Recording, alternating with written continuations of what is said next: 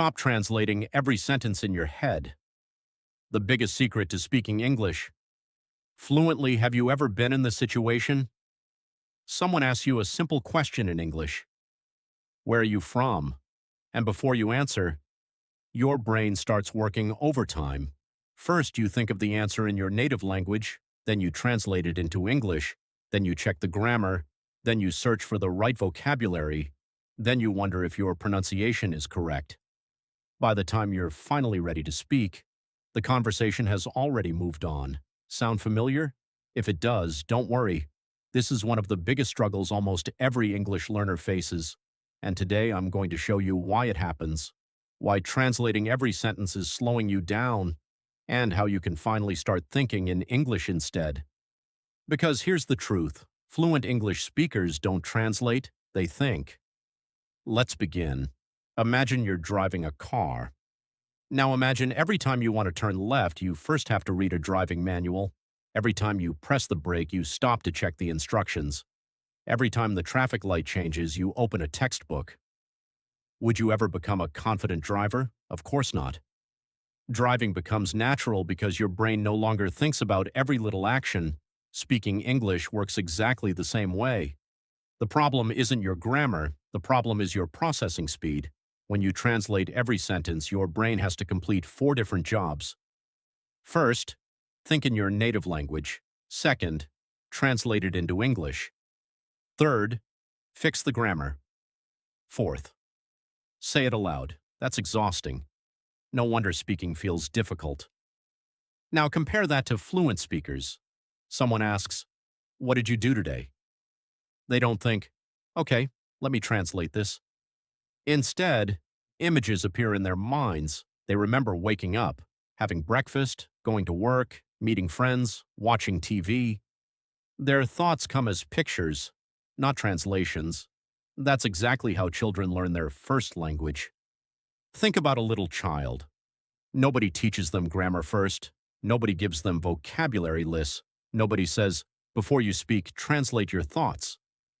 Children connect words directly to experiences. When they hear the word apple, they don't think of another language. They simply see an apple. That's why they learn so naturally. So, how can you train yourself to do the same thing? Let me share 4 simple techniques. Technique number 1. Connect English directly to images. Don't memorize the word dog by translating it. Instead, look at a picture of a dog. Say dog, see the animal, hear the sound, build a direct connection. The goal is simple. English, straight to meaning. No middle language. Try this with everything around you. Chair, window, coffee, phone, door, tree, sky. Train your brain to recognize the object, not the translation. Technique number 2. Describe your surroundings in English right now. Look around your room. Maybe you see a laptop, a bottle of water, a fan, a chair. Instead of thinking, laptop means, simply say, "This is my laptop." The fan is on. The room is quiet. They are simple sentences, but they teach your brain to think directly in English. Do this for 5 minutes every day. You'll be surprised how quickly your brain adapts. Technique number 3. Stop chasing perfect words. Here's a question. If you forget the word refrigerator, does the conversation have to stop? No. You can simply say, "The machine that keeps food cold." Native speakers do this all the time. Communication isn't about knowing every word, it's about expressing your ideas. Many learners stay silent because they can't find the perfect vocabulary. Fluent speakers keep talking, even when they don't know the perfect word. That's a huge difference. Remember, communication is more important than perfection. Technique number 4. Practice shadowing. This is one of the fastest ways to train your brain. Find a short English video, a podcast, a movie clip.